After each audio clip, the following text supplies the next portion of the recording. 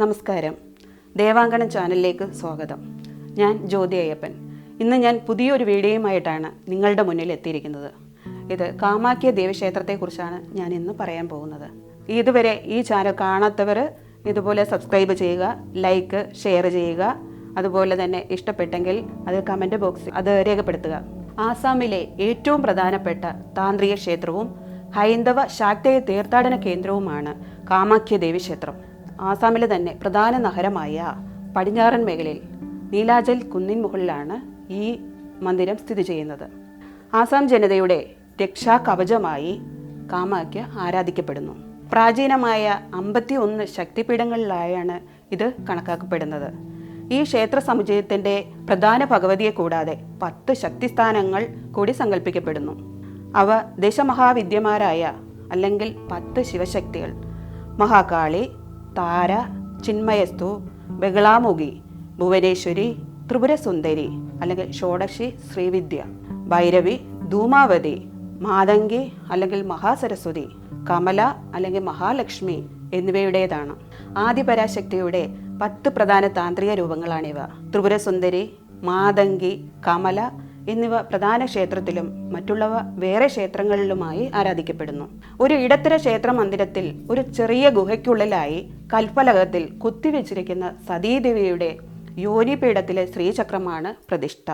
9 യോനിപീഠങ്ങളുടെ മധ്യത്തിലായി ഒരു യോനിപീഠത്തിലാണ് പ്രധാന പ്രതിഷ്ഠയായ ശ്രീചക്രം രൂപിക്കപ്പെടുന്നത്. ആദിപരാശക്തിയുടെ സർവ്വചൈതന്യവും നിറഞ്ഞ താന്ത്രിക അടയാളമാണ് ശ്രീചക്രം എന്ന് ഉപാസകർ വിശ്വസിക്കുന്നു. മാതൃത്വത്തിന്റെ സൃഷ്ടിയുടെ പ്രതീകമായി ആസാം ജനത ഇതിനെ കരുതുന്നു. ഹൈന്ദവ വിശ്വാസപ്രകാരം ദക്ഷയാഗ സമയത്ത് ജീവത്യാഗം ചെയ്ത സതീദേവിയുടെ ശരീരം മഹാവിഷ്ണുവിന്റെ സുദർശന ചക്ര പ്രയോഗത്താൽ 108 കഷ്ണങ്ങളായി ചിതറിയപ്പോൾ യോനിഭാഗം വീണ ഭാഗമാണിതെന്ന് വിശ്വാസം.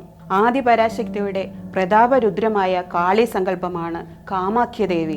അതിനാൽ താന്ത്രിക ആരാധനയുടെ ഒരു കേന്ദ്രമായും ഈ ഭഗവതി ക്ഷേത്രം പരിഗണിക്കപ്പെടുന്നു. സപ്തമാതാക്കൾക്കും ഇവിടെ പ്രാധാന്യമുണ്ട്. ശാക്തേയ കൗളാചാര പ്രകാരം ഭഗവതിയെ പ്രീതിപ്പെടുത്താനായി ആൺമൃഗങ്ങളെ ഇവിടെ ബലി നൽകുന്നു. പെൺമൃഗങ്ങളെ ബലി കഴിക്കുന്നത് നിഷിദ്ധമാണ്. ആണാടിനെ, പൂവൻകോഴിയെ നിത്യവും ഇവിടെ ബലി അർപ്പിക്കുന്നു. ഇവയുടെ മാംസം പ്രസാദമായി കരുതുന്ന ഭക്തർ ഇത് കറിയാക്കി കഴിക്കുന്നു. പൂജയ്ക്കുള്ള ദ്രവ്യങ്ങളായി ചുവന്ന പൂക്കൾ, ചുവന്ന തുണിക്കഷ്ണങ്ങൾ, ചുവന്ന ചാന്ത് അഥവാ സിന്ദൂരം എന്നിവയാണ് അർപ്പിക്കുന്നത്. ദക്ഷിണേന്ത്യയിലാണ് പരാശക്തിയുടെ ശക്തി സ്വരൂപിണിയും രക്താർത്തയും രൗദ്രവുമായ കാളി സങ്കല്പം ജന്മം കൊണ്ടതെന്ന് കരുതപ്പെടുന്നു. എന്നാൽ അത് യോനി പൂജയായി ശ്രീചക്ര പൂജയായി രൂപാന്തരണം സംഭവിച്ചതും ദേശവ്യാപകമായി പ്രചരിച്ചതും ഈ ക്ഷേത്രത്തിൽ വെച്ചാണെന്നാണ് പൊതുവായ വിശ്വാസം. ഊർവരത, പ്രകൃതി എന്നീ സങ്കല്പത്തിൽ പ്രാചീനകാലം മുതൽക്കേ ഇത്തരം ആരാധന ഉള്ളതായി പറയപ്പെടുന്നു. ഇതിന്റെ തുടർച്ചയായി സ്ത്രീയാണ് സൃഷ്ടിയുടെ അടിസ്ഥാനം എന്ന സങ്കല്പത്തിലാണ് ശാക്തേയർ കാളിയെ ആരാധിച്ചതെങ്കിലും ശൈവ സങ്കല്പത്തിൽ പിന്നീടത് പാർവതിയുടെ പര്യായമായി തീരുകയായിരുന്നു. ശൈവ വിശ്വാസപ്രകാരം മഹാദേവൻ പാർവതിക്ക് ഉപദേശിച്ചു കൊടുക്കുന്ന യോനിതന്ത്ര പ്രകാരം യോനിപീഠം മാതൃത്വത്തിന്റെ ശക്തിയുടെ പ്രതീകമാണ്. അതുപ്രകാരം ലോകമാതാവായ ആദിപരാശക്തിയിൽ നിന്നത്രേ സകല സൃഷ്ടിയും ഉണ്ടായത്. യോനിപീഠത്തിൽ ദശമഹാവിദ്യകൾ കുടികൊള്ളുന്നു എന്നാണ് താന്ത്രിക സങ്കല്പം.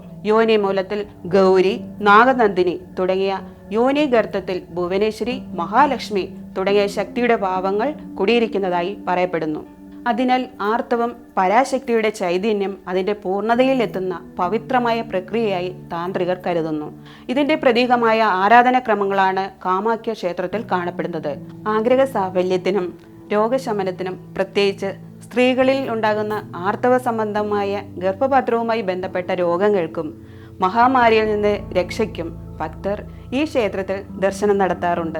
നിലവിലുള്ള ക്ഷേത്ര കെട്ടിടം 8 മുതൽ 17 നൂറ്റാണ്ടു കാലയളവിൽ നിർമ്മാണവും പുതുക്കലുകളും നടന്നിട്ടുള്ളതാണ്. എൻ്റെ ഈ വീഡിയോ നിങ്ങൾക്ക് ഇഷ്ടമായെന്ന് കരുതുന്നു.